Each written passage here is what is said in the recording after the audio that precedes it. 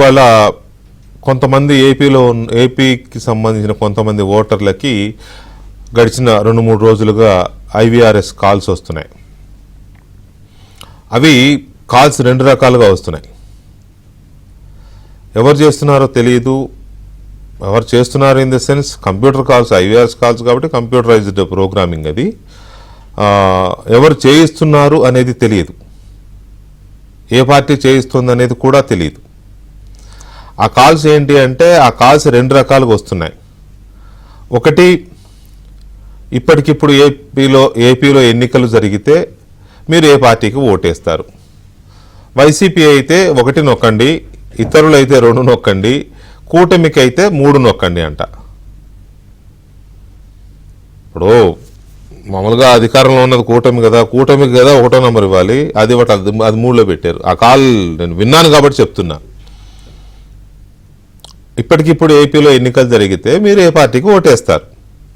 వైసీపీకి అయితే 1 నొక్కండి, ఇతరులకైతే 2 నొక్కండి. ఇతరులు ఎందుకు వస్తారు, ఇమీడియట్గా రావాల్సింది వీలు కదా, పోనీ అట్లా అనుకున్నా. ఇతరులకైతే 2 నొక్కండి. నేను విన్నాను కాబట్టి ఈ కాల్ ఖచ్చితంగా నేను విన్నాను కాబట్టి చెప్తున్నా. కూటమికి అయితే 3 నొక్కండి అంట.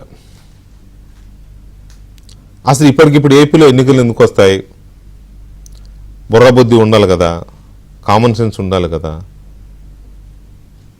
ఇంకేడాది కూడా అవలా, రేపు 12వ తారీఖు అయితే తప్ప ఏడాది పూర్తవదు. కూటమి ప్రభుత్వం అధికారంలోకి వచ్చి చంద్రబాబు నాయుడు మళ్ళీ ముఖ్యమంత్రి. ఇప్పటికిప్పుడు ఎన్నికలు జరిగితే అనే ప్రస్తావన ఎందుకు వచ్చింది, ఆ క్వశ్చన్కి అర్థం ఏంటి అనేది ఒక కీలకమైన అంశం. ఇక 2వ ప్రశ్న, కూటమి ప్రభుత్వ పనితీరు ఎలా ఉంది? ఇది రీజనబుల్ క్వశ్చనే, తప్పటాల్సింది. ఎవరు అడిగినా, ఎవరు చేయించినా, ఎవరు అడిగించినా ఆ క్వశ్చన్ అడగడంలో తప్పులేదు.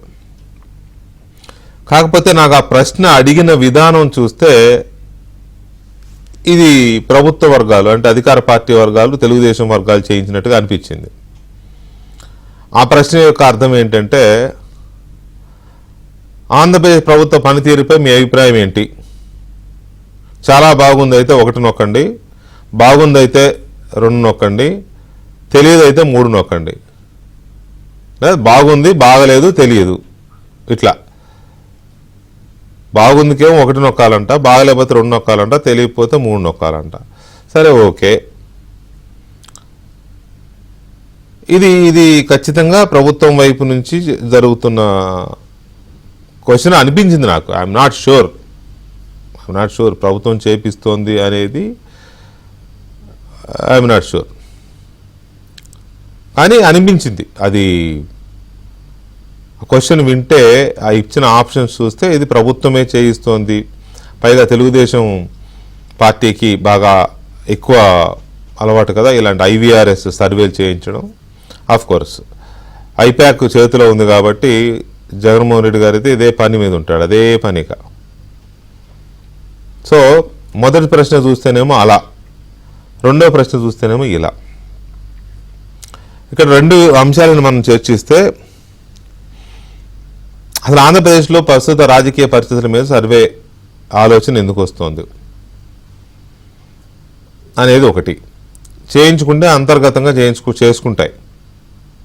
అంతర్గతంగా సిచ్యువేషన్ ఎలా ఉంది, మన పరిపాలన మీద, మన పథకాల మీద ప్రజలు ఏమనుకుంటున్నారని ప్రభుత్వాలు ఫ్రీక్వెంట్గా చేయించుకుంటారు. అది ఏ ప్రభుత్వమైనా, ఏపీ ప్రభుత్వమైనా, తెలంగాణ ప్రభుత్వమైనా, ఇంకోటి ఎవరైనా చేయించుకుంటారు. అది బయటికి వస్తుందా అంటే ప్రత్యర్థి పార్టీలు అయితే చేపిస్తే బయట పెట్టవచ్చు. అధికార పార్టీ కూడా రిజల్ట్ బాగుంటే, వాళ్ళకు అనుకూలంగా ఉంటే బయట పెట్టవచ్చు. ఓహో అద్భుతం మీ పరిపాలన జనం అన్నట్టుగా రిజల్ట్ ఉందనుకోండి, చూసారా మాకు ప్రోగ్రెస్ రిపోర్ట్ అని ప్రోగ్రెస్ కార్డు బయట పెడితే పెట్టుకోవచ్చు. లేదు చండాలంగా ఉందనుకోండి, వాళ్ళు బయట పెట్టరు,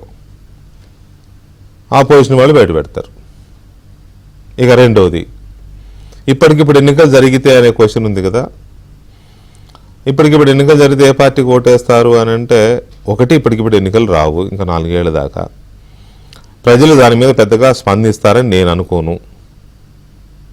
ఎందుకంటే ప్రజలకు తెలుసు కదా ఎన్నికలు ఇప్పుడు రావని.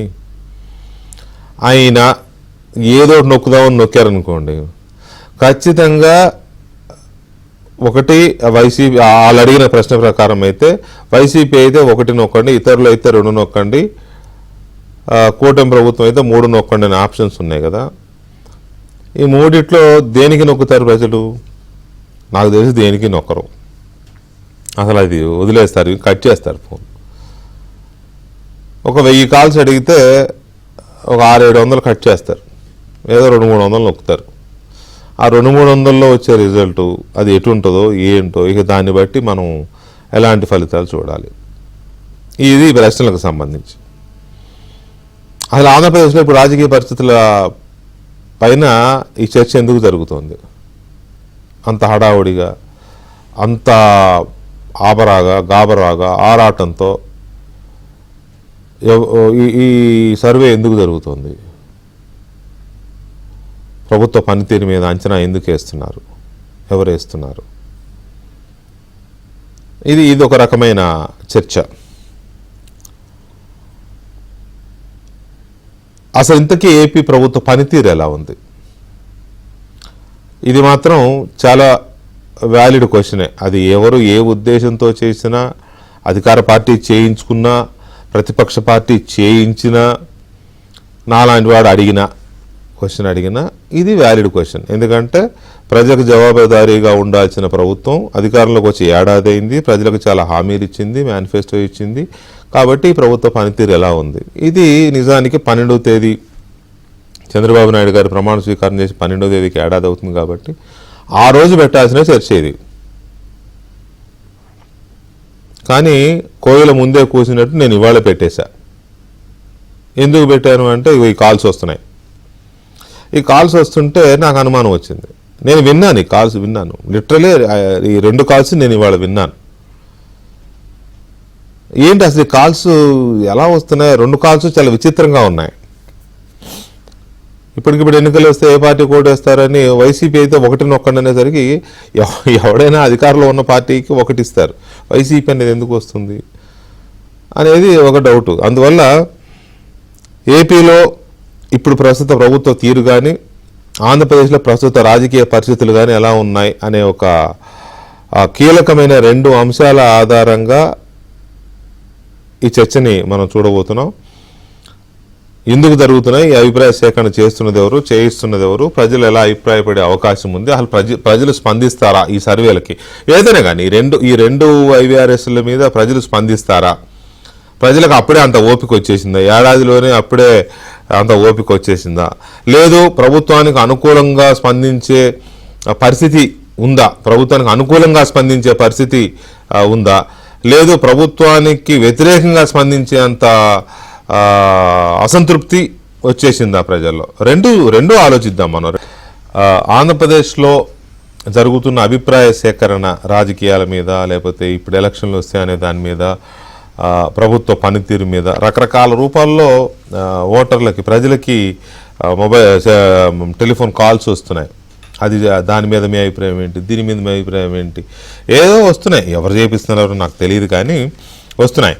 సో దాని మీద అసలు ఎందుకు వస్తున్నాయి, ఏంటి సిచ్యువేషన్ అనే దాని మీద మనం చర్చను చూస్తున్నాం. చర్చలో మనతో సీనియర్ జర్నలిస్టు, రాజకీయ విశ్లేషకులు సత్యమూర్తి గారు ఉన్నారు. అలాగే త్వరగా శ్రీరామ్ గారు, సీనియర్ జర్నలిస్టు విశ్లేషకులు శ్రీరామ్ గారు ఉన్నారు. మరి కాసేపట్లో తెలుగుదేశం పార్టీ నాయకులు, తిరువూరు శాసనసభ్యులు కొలికపూడి శ్రీనివాస్ గారు కూడా మనతో జాయిన్ అవుతారు. ముందుగా సత్యమూర్తి గారు,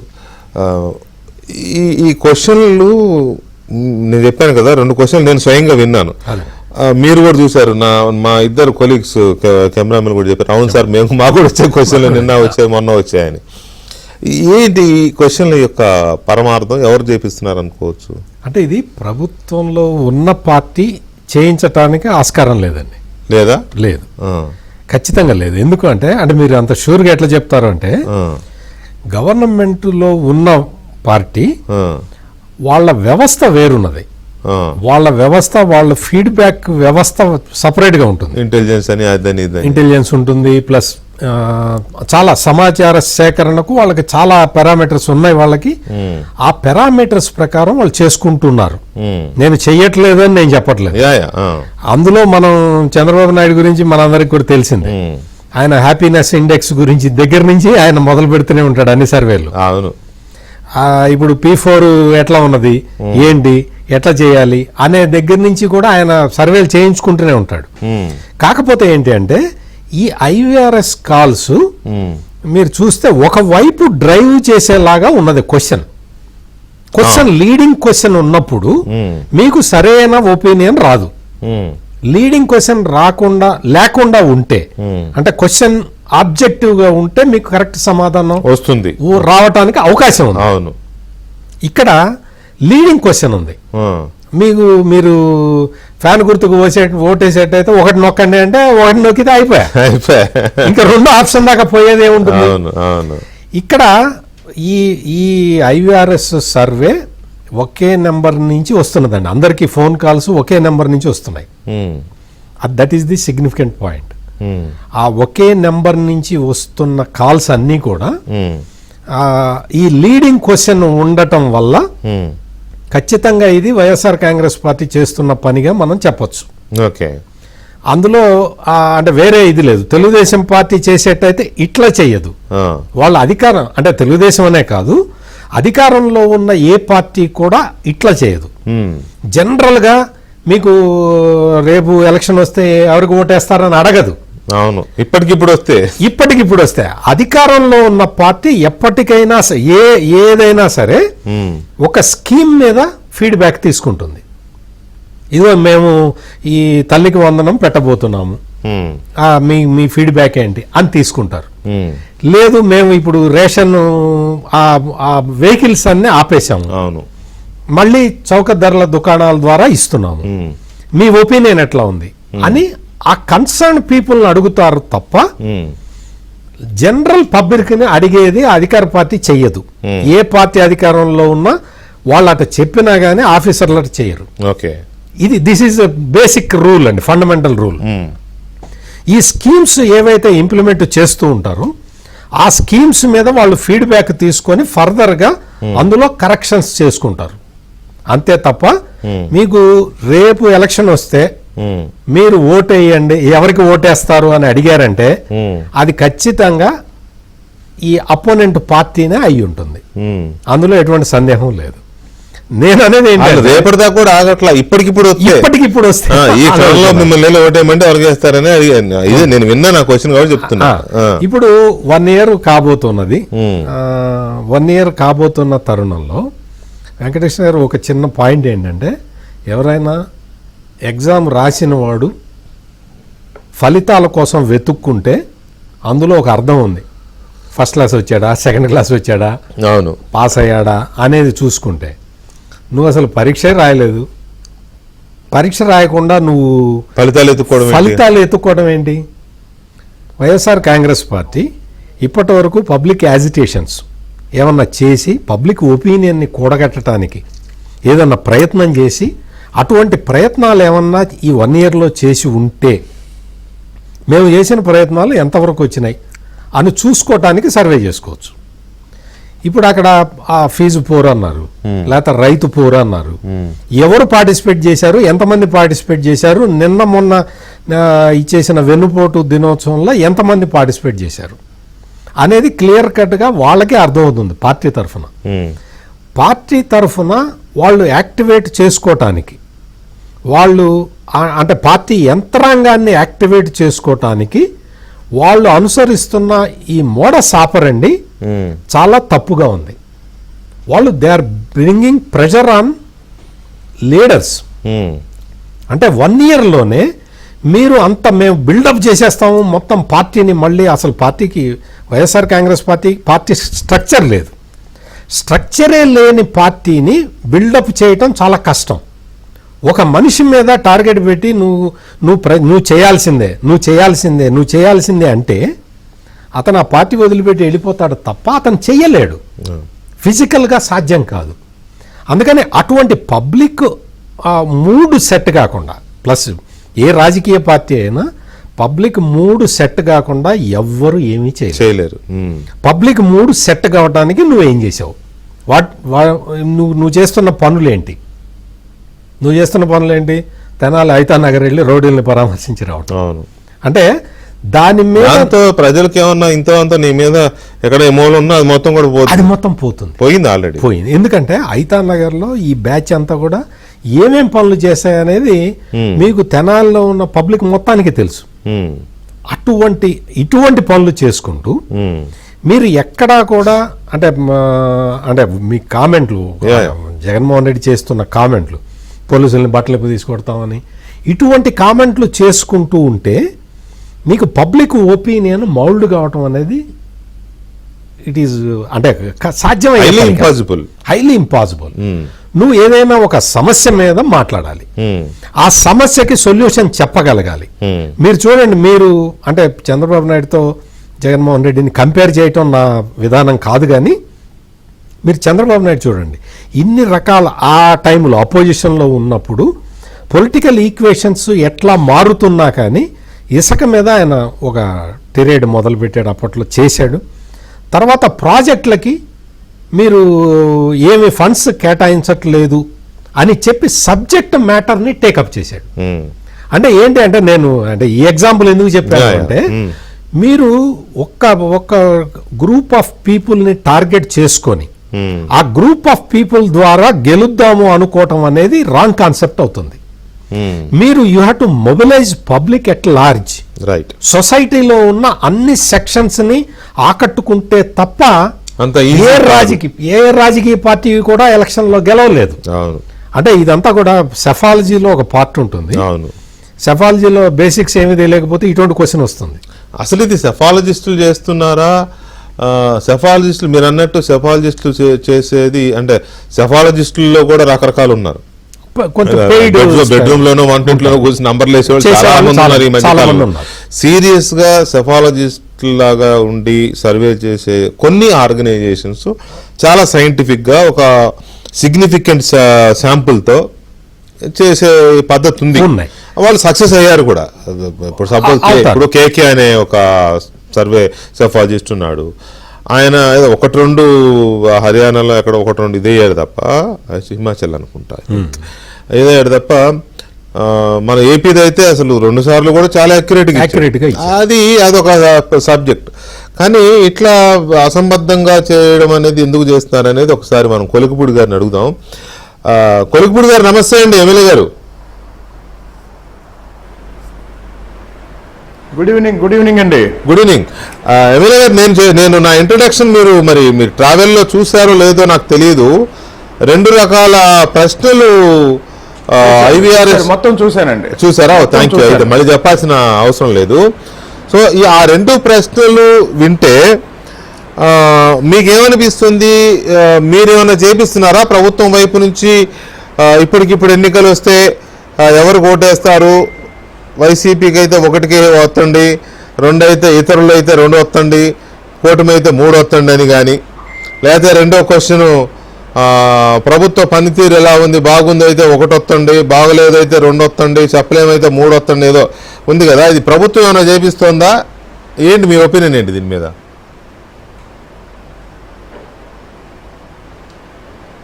అందరికీ నమస్కారం అండి. నమస్తే అండి. 5 సంవత్సరాల కాలానికి రాజ్యాంగ నిబంధనల ప్రకారం ఎన్నికల ద్వారా ఏర్పాటైన ప్రభుత్వం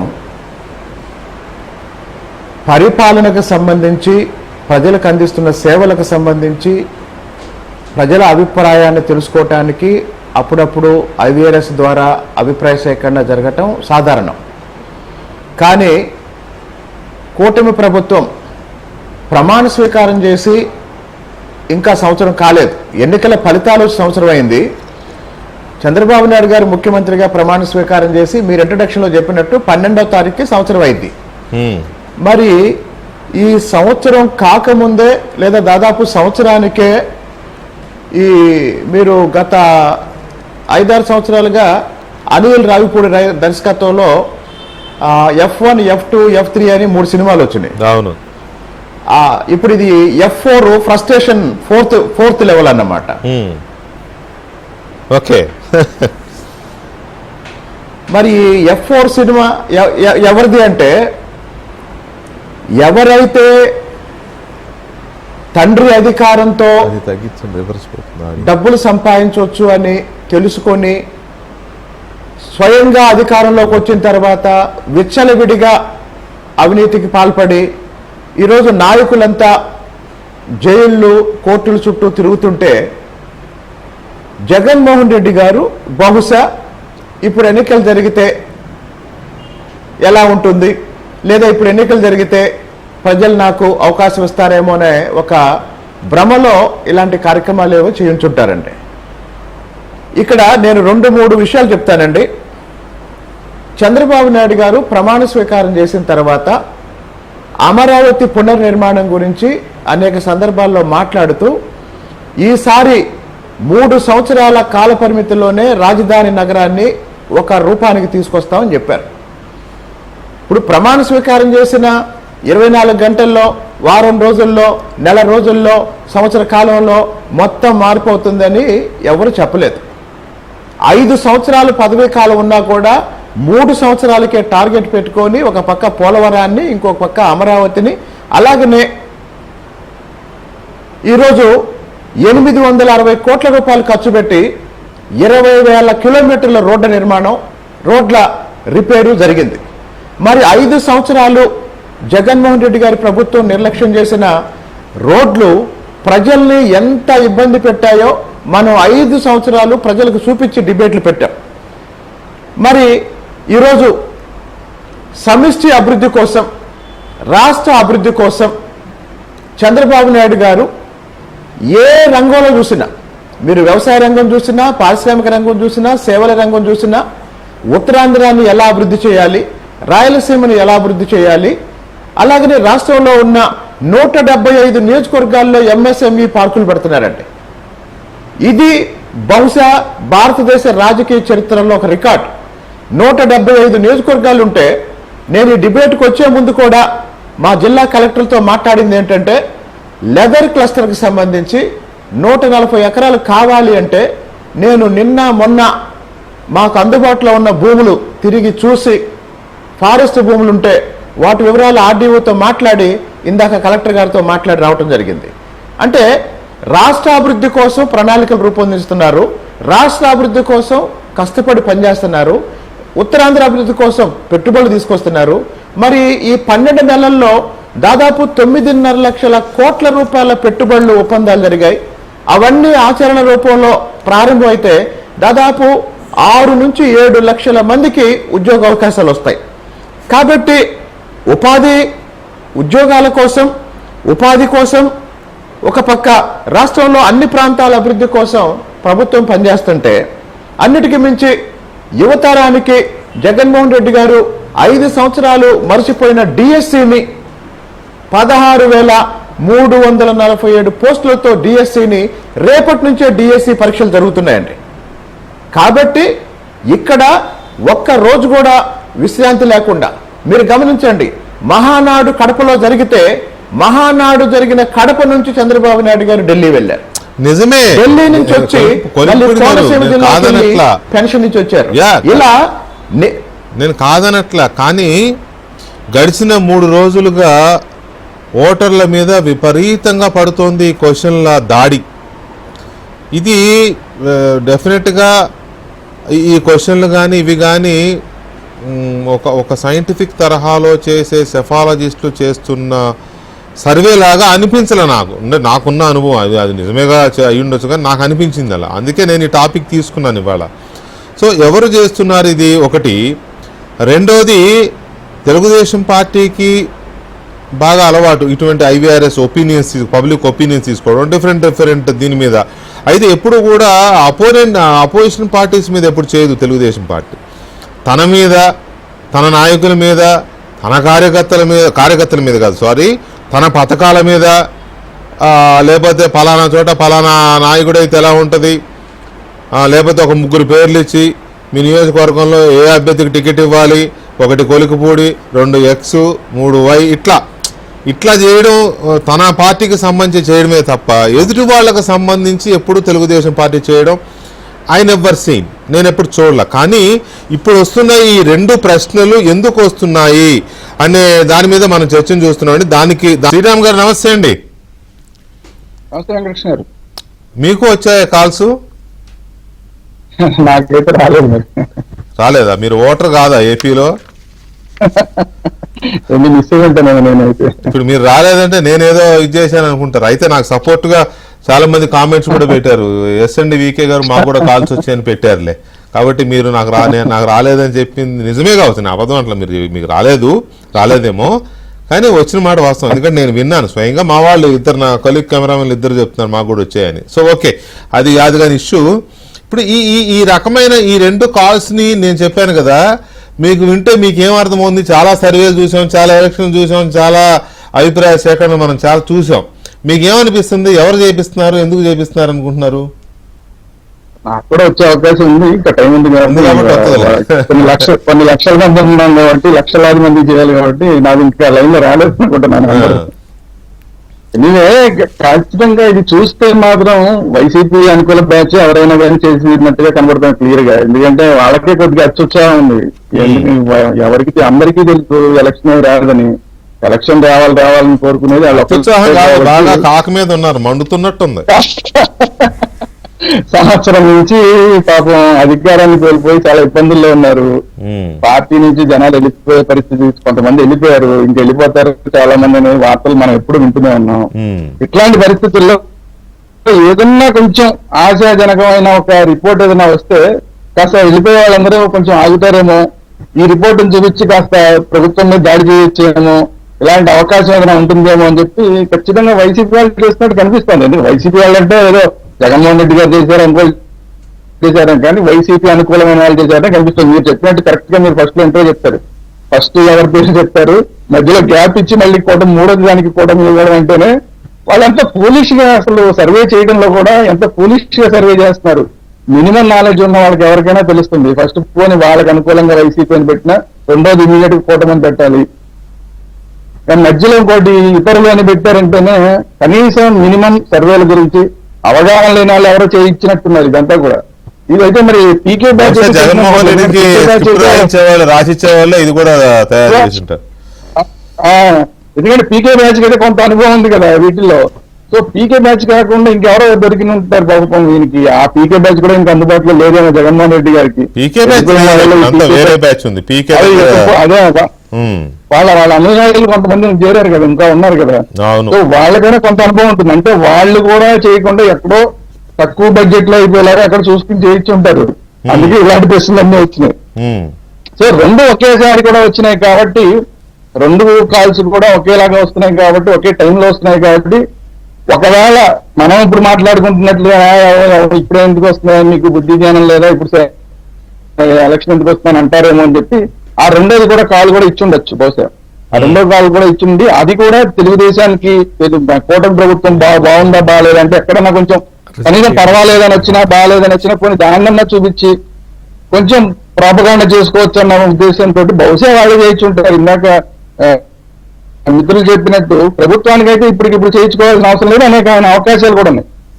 ఇప్పుడు చేయించుకున్నా ఏం చేయించుకుంటారు? ఉన్న 5 సంవత్సరాలు ఇచ్చారు, 5 సంవత్సరాల్లో 1 సంవత్సరం మాత్రమే గడిచింది. 1 సంవత్సరం మాత్రమే గడిచినప్పుడు ఎలా ఉంది మాది అని ఎలా అడుగుతారు? నువ్వు పరీక్ష ఇంకా రాస్తున్నావు, నీకు మొత్తం ఒక 10-15 ప్రశ్నలు ఇచ్చారు. ఒక క్వశ్చన్ రాగా నేను బాగా రాసానా లేదా అని మళ్ళీ ఇమీడియట్ గా పక్కన ఏమన్నా అడుగుతున్నాను. అలా మొత్తం అంతా రాసిన తర్వాత ఎగ్జామినేషన్ పేపర్ మొత్తం కంప్లీట్ గా రాసిన తర్వాత ఇప్పుడు నేను రాసేసాను అబ్బాయి, ఇప్పుడు నాకు పాస్ మార్కులు వచ్చినాయా లేదా ఫస్ట్ క్లాస్ వచ్చిందా, సెకండ్ క్లాస్ వచ్చిందా, ఎలా వచ్చిందని అది టెన్షన్ ఉంటుంది. అసలు నువ్వు ఇంకా పరీక్ష ఇంకా ఒక ప్రశ్న దగ్గరే ఉన్నావు. నువ్వు 3 గంటల ఎగ్జామినేషన్ అయితే ఇంకా గంట రాసావు. ఎప్పుడు నీకు ఇంకా ఏముంటుంది? నువ్వు ఎలాగ రాసినా కూడా అందులో వచ్చే మార్కులు ఎన్నో వస్తాయి. కాబట్టి ప్రభుత్వం వైపు నుంచి అయితే జరిగే అవకాశం చాలా చాలా తక్కువ. కాబట్టి వైసీపీ వాళ్ళు చేయించిందే ఎక్కువ ఉంటుంది. ఒక్కవేళ బయట ఎవరన్నా సెఫాలజిస్టులు లాంటి వాళ్ళు, లేదంటే కొంచెం ఈ సర్వేలు చేసేవాళ్ళు ఇలాంటి వాళ్ళు ఏమన్నా వాళ్ళంతటి వాళ్ళు సొంతంగా చేసుకున్నా కూడా ఇలాంటి ప్రశ్నలు ఇవ్వరు. వాళ్ళు ఇచ్చే ప్రశ్నలన్నీ కూడా చాలా క్లియర్ గా ఉంటాయి. ఇలా సందిగ్ధంగా ఉండే క్వశ్చన్లు ఇస్తే కనుక వాళ్ళకి ఇలా అనవసరంగా డబ్బులు పెట్టింది కూడా లాస్ అవుతుంది. దీని వెనకాల వీళ్ళకి ఎవరన్నా వెనకాల డబ్బులు ఇచ్చి చేయించుకుంటే తప్ప సొంతంగా సర్వేలు చేయించుకునే సర్వే సంస్థలు అయితే కూడా ఇప్పుడు 1 సంవత్సరంలోనే దీని మీద అద్భుతంగా సర్వేలు చేసేసి ఏదో నిర్ణయం చేసేసి చెప్పేయడం అనేది కొంత తక్కువ ఉంటుంది.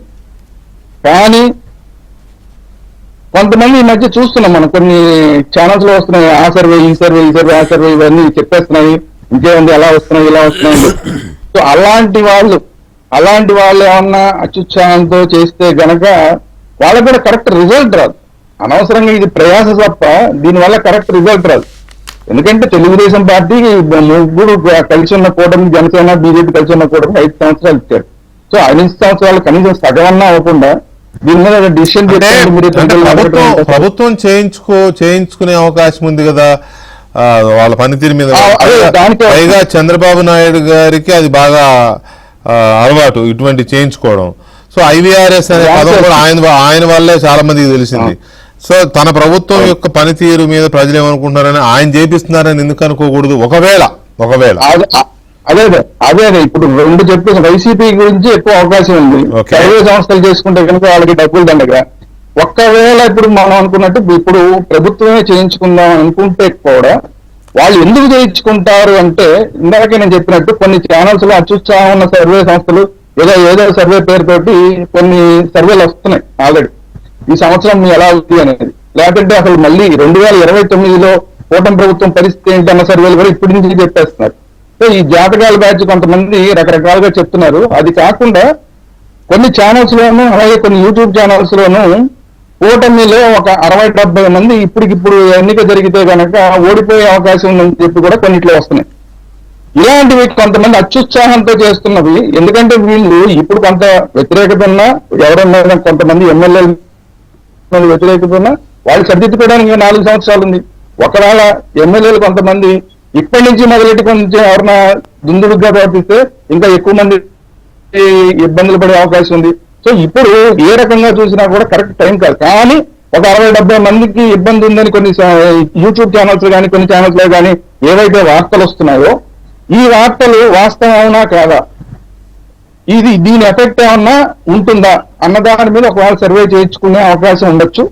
60-70 మందికి ఇబ్బంది ఉంటుందా లేదా, ఇబ్బంది ఉంటుందా అనే అంశానికి వస్తే విడివిడిగా ఎమ్మెల్యేల వారీగానో, ఎంపీల వారీగానో, మంత్రుల వారీగానో వాళ్ళ పనితీరు పట్ల ఆ నియోజకవర్గాల్లో సర్వే చేస్తే డెఫినెట్ గా అది రీజనబుల్ సర్వేనే, అది చేయొచ్చు. సపోజ్ ఇప్పుడు కొలికపూడి గారు ఉన్నారండి, ఎగ్జాంపుల్ చెప్తున్నా, ఆయన మనకు డిబేట్ లో ఉన్నారు కాబట్టి ఆయన పేరు తీసుకుంటున్నాను నేను. కొలికపూడి శ్రీనివాసరావు పనితీరు ఎలా ఉంది అని ఆయన చేయించుకోవచ్చు, లేదా బయట నుంచి ఇంకెవరైనా చంద్రబాబు నాయుడు గారే చేయించవచ్చు.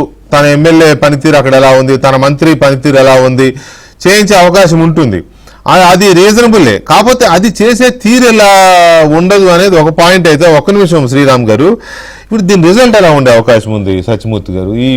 ఇప్పుడు మనం అన్న 2 క్వశ్చన్లు కానీ వచ్చే ఫోన్ కాల్స్ ద్వారా చేస్తే ఏముంది? ఫోన్ కాల్ ద్వారా చేస్తే ఒక ఫోన్ వస్తుంది, మీకు వచ్చింది అనుకోండి, 1 నొక్కుతారా, 2 నొక్కుతారా, 3 నొక్కుతారా అని. అయితే ఏదో ఒకటి నొక్కుతారు, లేకపోతే అది ఉంటుంది కట్ చేసే బటన్, అది నొక్కుతారు, అంతే. అంతకుముందు అందులో ఉండదు కదా. సో ఇటువే దాని రిజల్ట్ ఎలా ఉంటుంది? ఇది మామూలుగా సెఫాలజీ తెలిసిన వాడు ఎవడు ఇటువంటి క్వశ్చన్లు వేయడు. పాయింట్ నెంబర్ 1 బేసిక్ అండర్స్టాండింగ్ అనమాట. వాళ్ళు ఎట్లా చేస్తారు అంటే, నువ్వు గవర్నమెంట్ ఈ స్కీమ్స్ గురించి వాటి గురించి అడిగి, ఈ స్కీమ్స్ నువ్వు లబ్ధిదారుడువా కాదా అనేది చూసుకొని, ఈ స్కీమ్ మీద నీ ఒపీనియన్ ఏంటి అని చెప్పుకొని గవర్నమెంట్ మీద ఒక ఒపీనియన్ని సెఫాలజిస్ట్ ఇవ్వగలుగుతాడు. ఈ గవర్నమెంట్ స్కీమ్స్ ఈ ఎఫెక్టివ్ గా లేవు కాబట్టి ఈ గవర్నమెంట్ మీద వ్యతిరేకత ఉంది అని సెఫాలజిస్ట్ చేసే విధానం అట్లా ఉంటుంది. అంతేగాని ఇప్పుడు ఎలక్షన్ పెడితే నువ్వు ఎవరికి ఓటేస్తావంటే ఎలక్షన్ వచ్చిందా అని అడుగుతాడు. అవును, ఎలక్షన్ రాకపోతే ఈ క్వశ్చన్ ఎందుకు అడుగుతున్నావు అంటాడు. అడిగే ఛాన్స్ కూడా లేదు, అడిగే ఛాన్స్ కూడా లేదు. అందుకని బేసిక్ గా సెఫాలజీ సెఫాలజీలో బేసిక్స్ తెలిసిన వాడు ఎవడు కూడా ఇటువంటి క్వశ్చన్లు అడగడు. Point number 1. ఇంకోటి, ఇప్పుడే మీరు అడిగిన క్వశ్చన్ కి ఆల్రెడీ వాళ్లే పెట్టుకుంటూ ఉన్నారు ఈ సోషల్ మీడియా గ్రూప్స్ లో. కొన్ని గ్రూప్స్ లో పెడుతూ ఉన్నారు. ఏంటి అంటే, మేము అడిగిన క్వశ్చన్లకి ప్రజలు కరెక్ట్ గా సమాధానం చెప్పలేదు.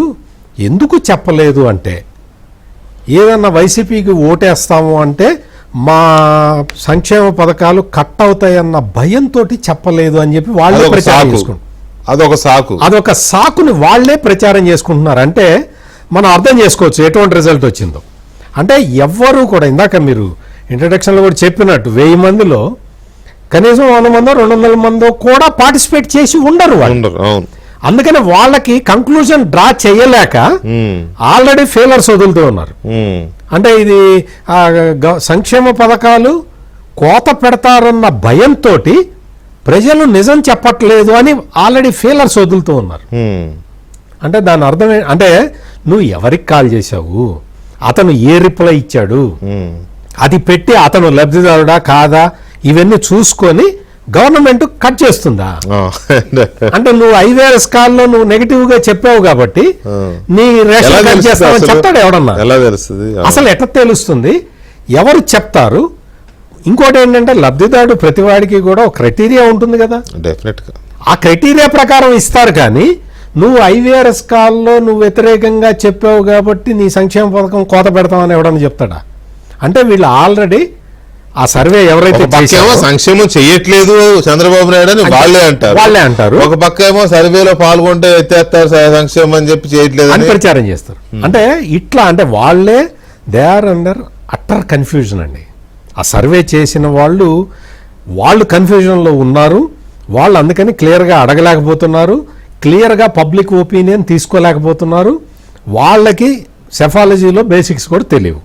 సెఫాలజీ అయితేగా అసలు సెఫాలజీ కాదు ఇది ఏంటి అంటే అదేదో ఒక సర్వే చేసేసుకొని మనం ఒక రిపోర్ట్ ఇచ్చేసి వాళ్ళ మీడియాలో రాసుకోవడానికి పనికొచ్చే దానికోసం వెన్నుపోటు అనే దాన్ని అందరు తప్పు పెట్టారు. ఏడాది అవ్వలేదు కదా నువ్వు అప్పుడే వెన్నుపోటు అని మొదలెట్టావు నువ్వు అంటున్నారని ఈ కార్యక్రమం మొదలు పెట్టి డైవర్షన్ చేసుకోవడానికి. శ్రీనివాసరావు గారు ఇక్కడ పాయింట్ ఏంటంటే మీరు డైరెక్ట్ పాలిటిక్స్లోకి ఎంటర్ అవ్వక ముందు చాలా సర్వేల మీద డిబేట్లు చేసాం, చాలా అనాలిసిస్ చేసాం. సర్వే అనేది సెఫాలజిస్టులు పద్ధతి ప్రకారం చేసే సర్వే ఎలా ఉంటుంది? వాళ్ళు క్వశ్చన్లు పెట్టుకుంటారు, 10 questionలో 20 questionలో 30 questionలో పెట్టుకుని ప్రతి నియోజకవర్గంలో డెమోగ్రఫిక్గా చేస్తారు. శాంపులింగ్ కూడా సిగ్నిఫికెంట్ శాంపిల్ 600, 700, 1000, 2000 చేసిన వాళ్ళు కూడా ఉన్నారు ఒక నియోజకవర్గానికి. వాళ్ళు వెళ్తారు, అన్ని వర్గాలు, బలహీన వర్గాల దగ్గరికి వెళ్తారు, దళిత వర్గాల దగ్గరికి వెళ్తారు, మైనారిటీ వర్గాల దగ్గరికి వెళ్తారు, ఓసీ ఉన్నత కులాలుగా చెప్పబడే ఓసీల దగ్గరికి వెళ్తారు, ఏజ్ గ్రూప్ దగ్గరికి వెళ్తారు, మహిళల దగ్గరికి వెళ్తారు, విద్యార్థుల దగ్గరికి వెళ్తారు, నిరుద్యోగుల దగ్గరికి వెళ్తారు. ఇట్లా టోటల్ ఆ 2000 శాంపిల్లో అయినా 1000 శాంపిల్లో అయినా అందరూ కవర్ అయ్యేలాగా ఒక 10 ప్రశ్నలు 20 ప్రశ్నలు అడిగి రాసుకుని రోజుకు 30 మంది చొప్పున రాసుకుని దాన్ని డీకోడింగ్ చేస్తే తప్ప అది కూడా కరెక్ట్గా రాక సతికిలు పడిన సర్వేలు చాలా ఉన్నాయి. అలాంటిది ఫోన్ కాల్ చేసేసి నువ్వు ఇప్పుడు ఎలక్షన్లో వస్తే ఎవరు కోటేస్తావు, లేకపోతే పనితీరు ఎలా ఇది ఏంటిది, ఇది చిన్నపిల్లల ఆటలాగా లేదా? అసలు సర్వే అంటే ఇదా?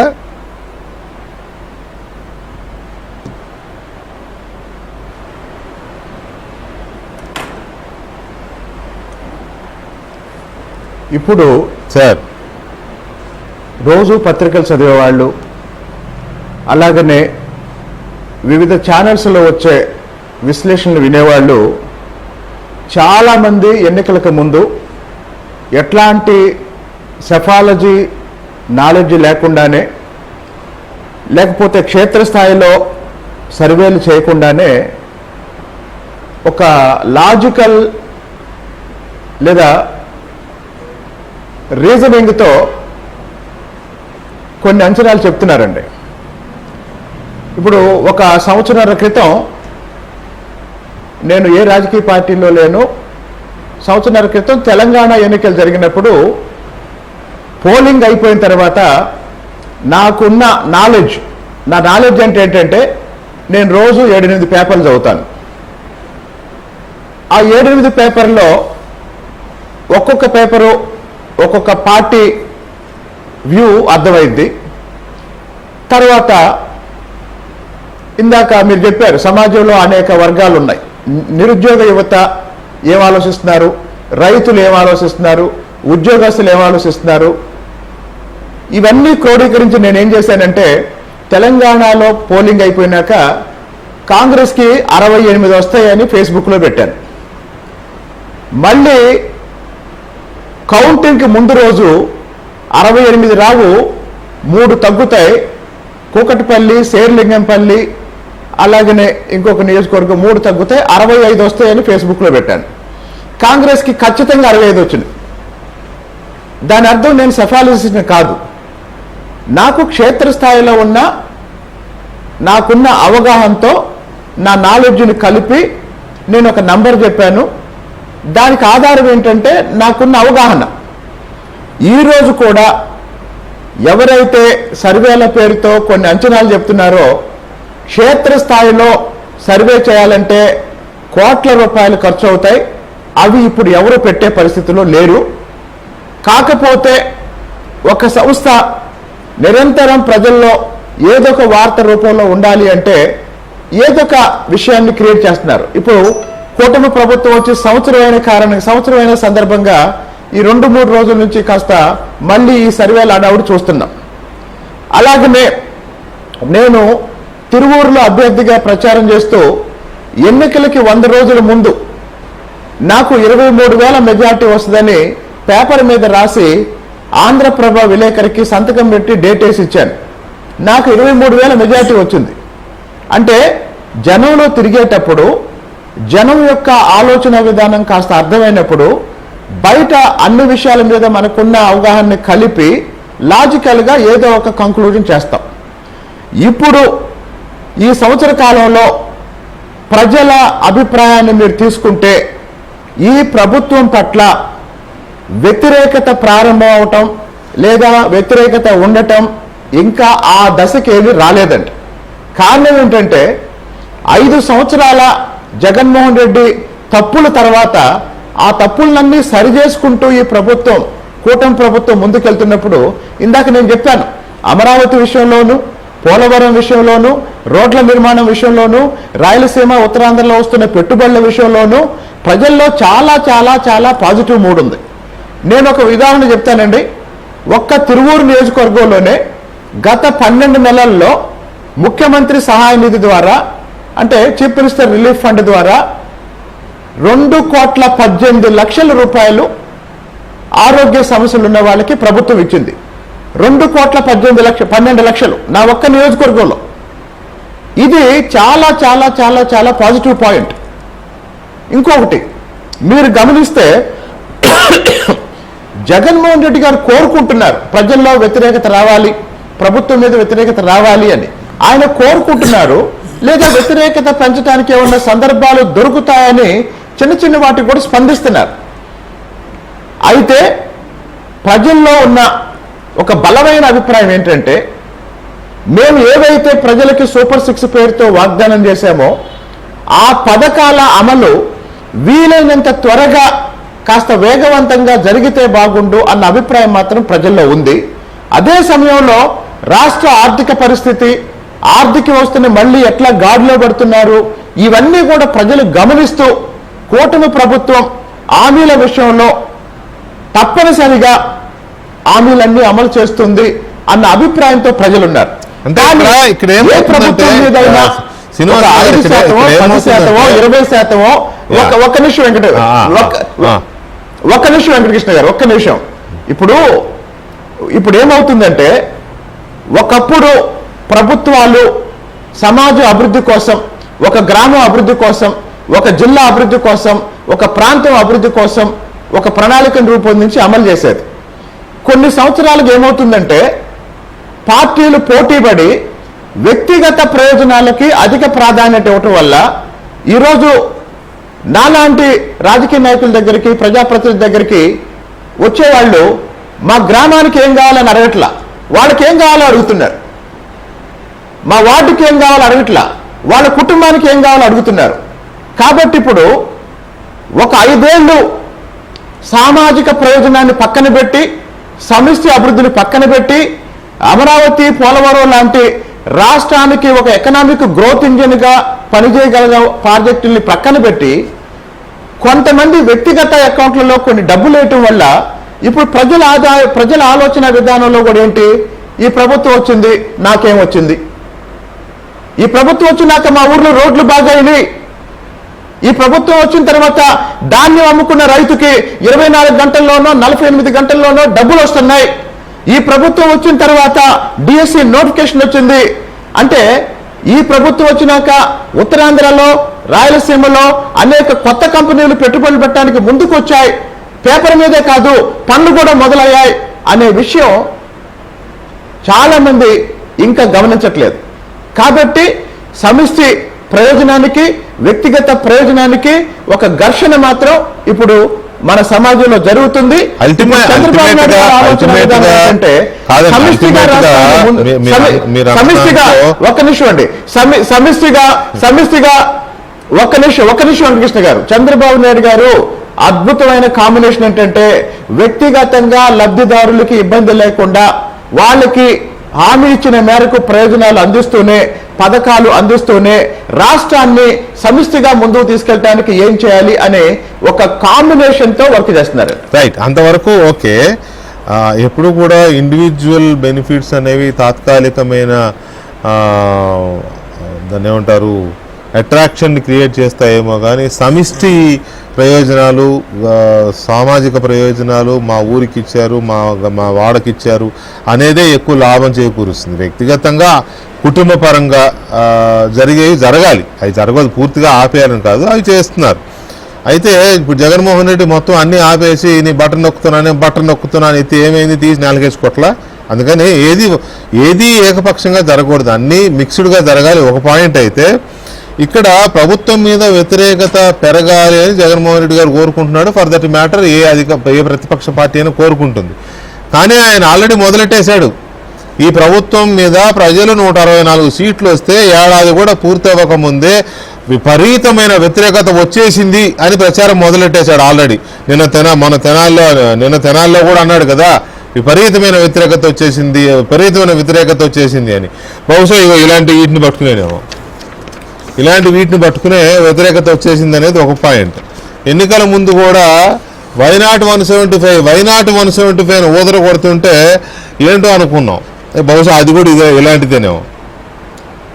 ఇలాన్ని ఎవరితో ఒకటి నొక్కుతారా అంటే నొక్కినవన్నీ చూసుకుని మనకు 170 అనుకున్నాడు ఏమో. సో ఈ పరిస్థితుల్లో ఇప్పుడు వస్తున్న అంటే ఒరిజినల్గా సర్వే చేసి ఉంటే ఈ ఐవీఆర్ఎస్ ఇప్పుడు నేను చెప్పిన క్వశ్చన్లు ఫోన్ కాల్స్ కాకుండా చేసి ఉంటే ఖచ్చితంగా యాజ్ ఎ జర్నలిస్ట్ నేను చెప్పగలను, కొంతమంది మంత్రులు కావచ్చు, కొంతమంది ఎమ్మెల్యేలు కావచ్చు, వాళ్ళ పనితీరు మీద అయితే ప్రజల్లో ఒక రకమైన వ్యతిరేకత అనే అంత పెద్ద పదం కాకపోయినా అసంతృప్తి అయితే పెరుగుతోంది. వాళ్ళ పనితీరు పట్ల, వాళ్ళు సమస్యల్ని అడ్రస్ చేయడం, లేకపోతే వాళ్ళు ప్రజలకు దగ్గర అవుతుండడం, ఇటువంటి అంశాల్లో వ్యతిరేకత పెరుగుతున్న మాట వాస్తవం. అది తెలుగుదేశం ఎమ్మెల్యేలా, జనసేన ఎమ్మెల్యేలా, బీజేపీ ఎమ్మెల్యేలా, ఎవరైనా కావచ్చు. సో ఆ పరిస్థితుల్లో మాత్రం కొంతమంది ఎమ్మెల్యేల పట్ల ప్రజల్లో అసంతృప్తి పెరుగుతున్నమాట వాస్తవమే. అయితే అది పూర్తిగా ప్రభుత్వం మీద రిఫ్లెక్ట్ అవుతుందా లేదా అనేది కూడా జగన్మోహన్ రెడ్డి వ్యతిరేకత పెరిగిపోయింది అని అనడానికి కారణం ఆయన ఎప్పటి నుంచో మొదలెట్టాడు, ఇప్పుడు కాదు.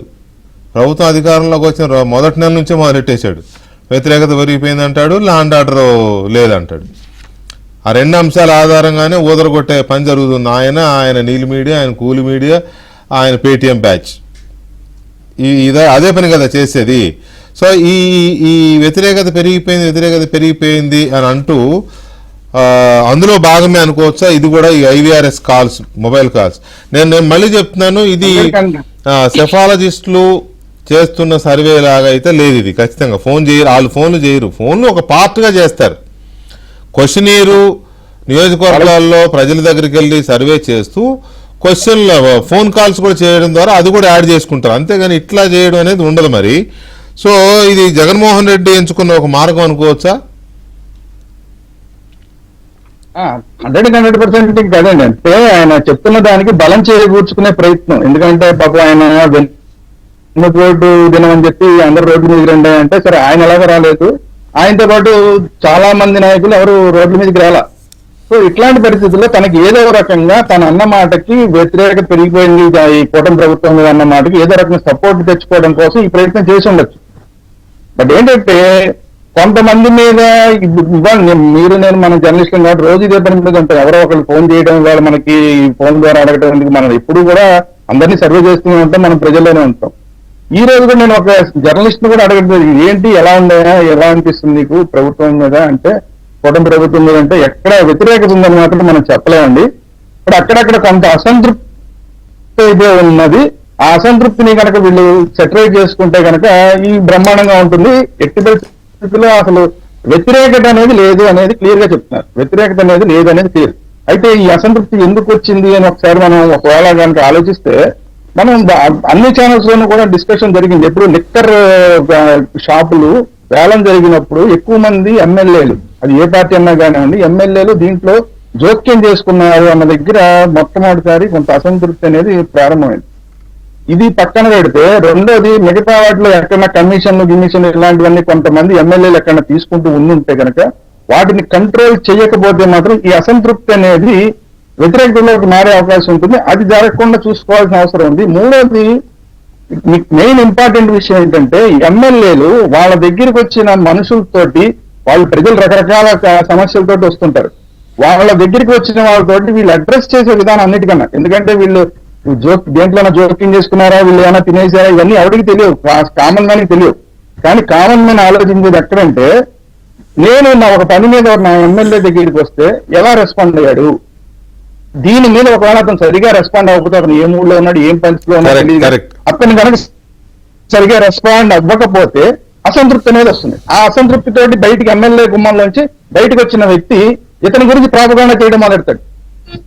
నేను ఇలానే అసలు సరిగా మాట్లాడలేదే, అంటే ఇలాగే ఉన్నాడు మాట్లాడాడు అనుకోండి, అది నెమ్మదిగా వెళ్ళిపోతుంది. బట్ ఇక్కడ మనం గమనించాల్సిన విషయం ఏంటంటే, ఇది ఎమ్మెల్యేల స్థాయిలో మాత్రమే ఉన్నది తప్ప, ఎక్కడ ఇందాక మనం 60-70 మందిని కొన్ని ఛానల్స్ వస్తాయి, అలా అని కాదు, 60 మందా 20 మందా 30 మంది అనే సమస్య కాదు. కానీ ఇది ఎమ్మెల్యేల స్థాయిలో ఉంది తప్ప ఎక్కడా కూడా కూటమి ప్రభుత్వ స్థాయిలోకి అసంతృప్తి అనేది ఏం లేదు. చంద్రబాబు నాయుడు గారు రోజు ఎంత కష్టపడుతున్నారో అందరూ చూస్తున్నారు. ఢిల్లీకి ఎన్ని తిరిగి డబ్బులు ఎలా తీసుకొస్తున్నారో అందరూ చూస్తున్నారు. పవన్ కళ్యాణ్ గారు సీజ్ ద షిప్ అని చెప్పి కూడా ఆ షిప్పుల్లో ఎక్కడికో సముద్రంలోకి వెళ్ళి కూడా, అలాగే అరకు లోపలికి ఎక్కడికో వెళ్ళిపోయి కూడా, అడవుల్లోకి వెళ్ళిపోయి కూడా అందరి దగ్గరికి ఎలా వెళ్తున్నారు చూస్తున్నారు. సో ఇది ఎమ్మెల్యేల స్థాయిలో ఉన్న అసంతృప్తిని ఇది మనం కూటమి ప్రభుత్వానికి అంటకట్టడం కరెక్ట్ కాదు. సో కూటమి ప్రభుత్వం మీద ఏమాత్రం ప్రస్తుతానికైతే అసంతృప్తి లేదు, వ్యతిరేకత లేదు.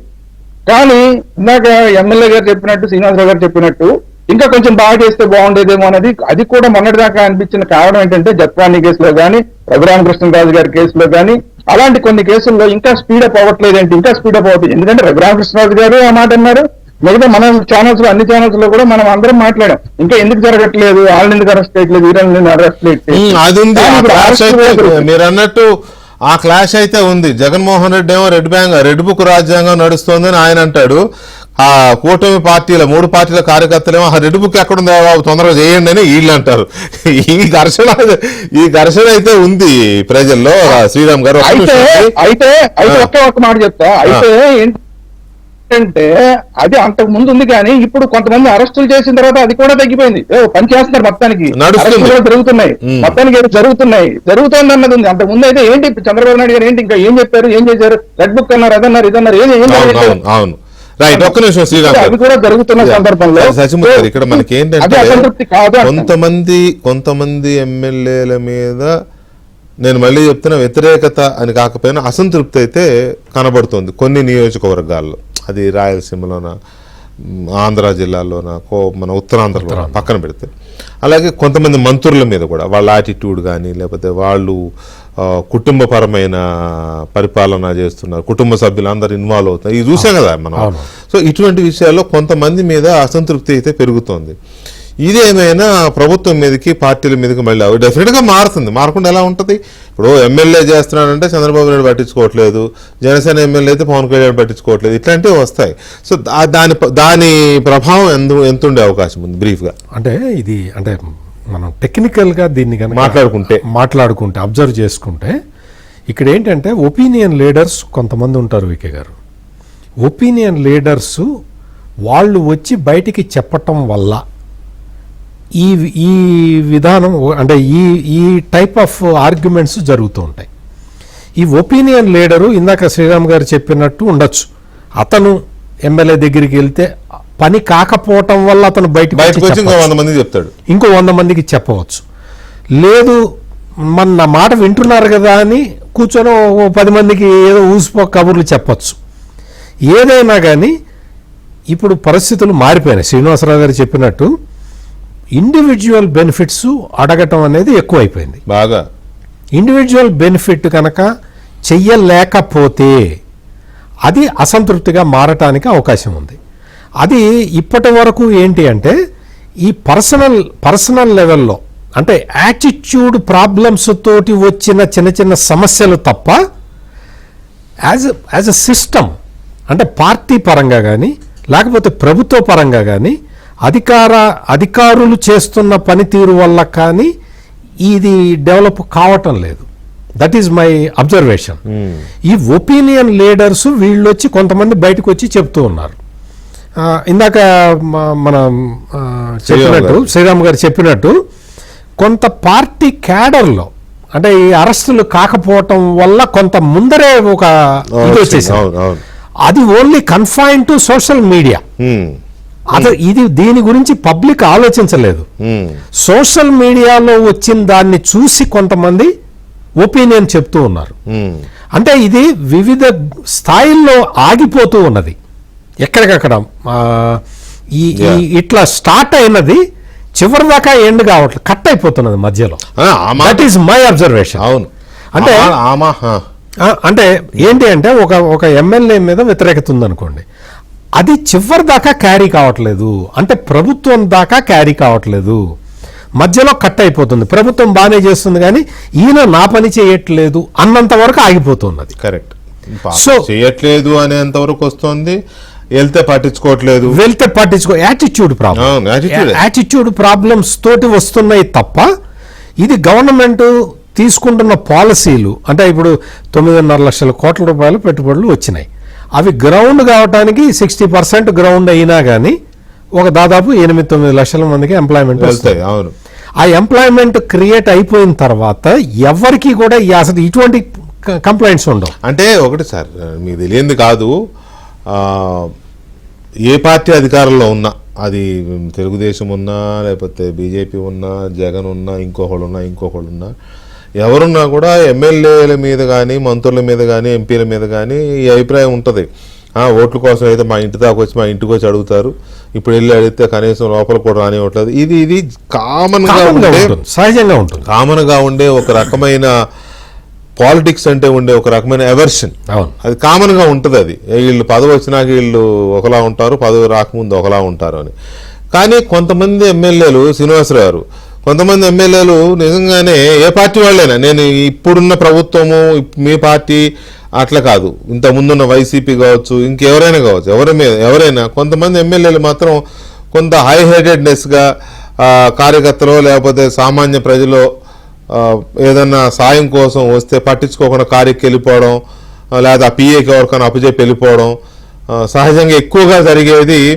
ఏదో కుటుంబ తగాదాలు లేకపోతే ఇంకే ఉంటాయి, పోలీస్ కేసులు అవుతాయి, స్టేషన్లో ఒక మాట చెప్పండి అయితే పట్టించుకోకపో, ఇటువంటివి ఉంటాయి.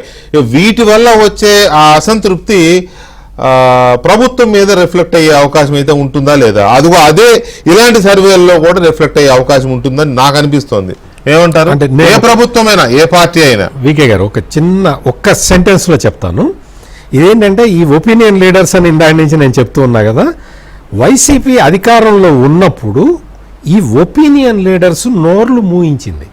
అందువల్ల మనకి చాలా సందర్భాల్లో తెలియలేదు. మనకు కాదు, జగన్మోహన్ రెడ్డికి తెలియలే, మనకు తెలుస్తూనే ఉంది.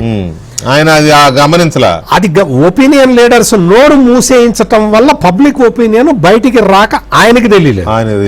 మనం పబ్లిక్ కాబట్టి మనకి తెలిసింది. రైట్. శ్రీనివాసరావు గారు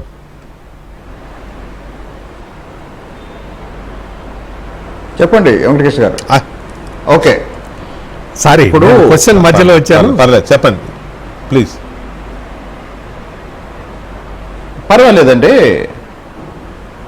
ఇప్పుడు నాలాంటి వాడు జనరల్గా ఒక ఎమ్మెల్యే అయితే, ఒక ఎంపీ అయితే, లేదా ఒక మంత్రి అయితే ఏం ఆలోచిస్తాడంటే ఆ నియోజకవర్గానికి, ఆ ప్రాంతానికి అభివృద్ధి కోసం ఏం కావాలి, ప్రజలకు అవసరమైన మౌలిక సదుపాయాలు ఎలా తీసుకురావాలి, ఎలా అభివృద్ధి చేయాలి. ఇప్పుడు మా తిరువూరు మున్సిపాలిటీ ఉందండి.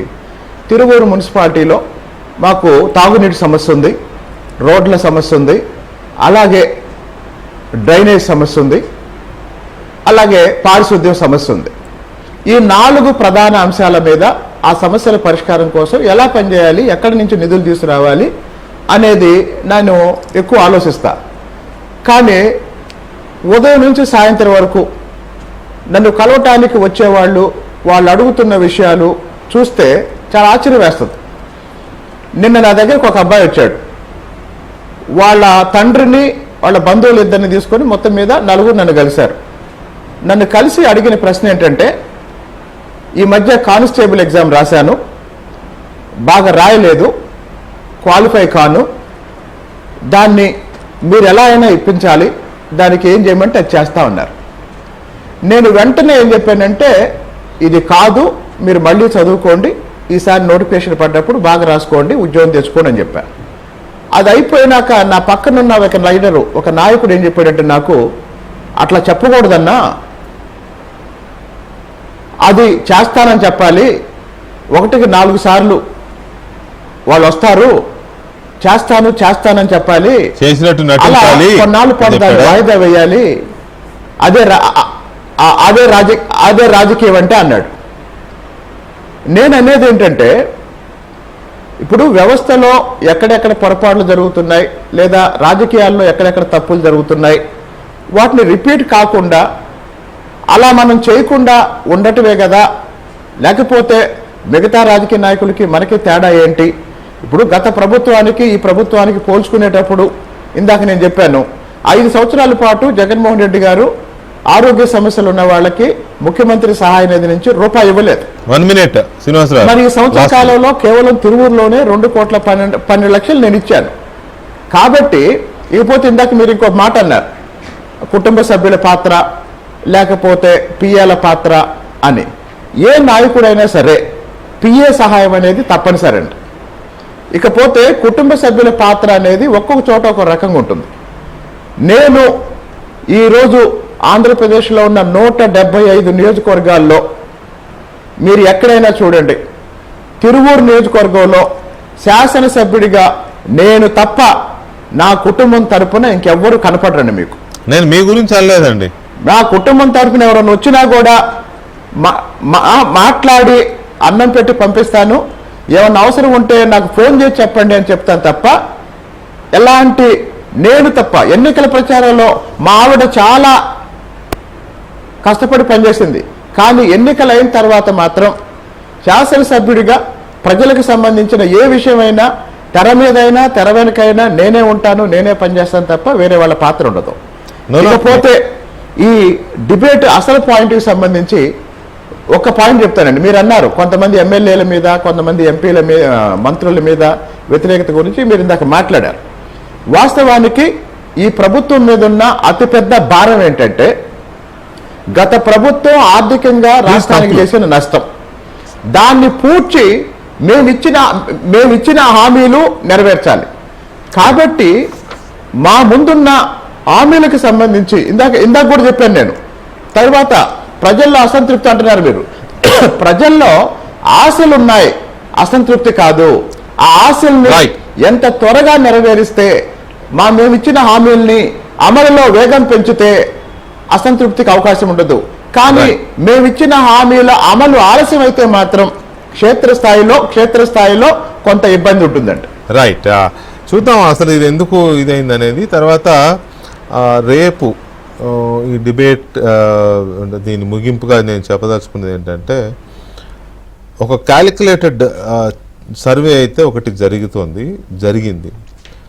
అది ఏంటి, దాని అవుట్కమ్ ఏంటి, ప్రభుత్వం యొక్క పనితీరు మీద ప్రజల్లో ఎలాంటి అభిప్రాయం ఉంది, చంద్రబాబు నాయుడు గారు వ్యక్తిగా ముఖ్యమంత్రిగా ఆయన మళ్ళీ ఒక విజనరీ లీడర్గా ఆయన పనితీరు, పవన్ కళ్యాణ్ గారు, లోకేష్ గారు, ఆ తర్వాత ఓవరాల్గా ప్రభుత్వ పథకాలు, ఇచ్చిన హామీలు, వీటి మీద ఎలాంటి ఇది ఉంది అనేది రేపు ప్రజెంట్ చేసే ప్రయత్నం చేస్తాను. కొంతలో కొంత యాక్యురేట్ సమాచారంతో రేపటి డిబేట్లో ప్రజెంట్ చేస్తాను. Please wait till then. ఇది ఇవాళ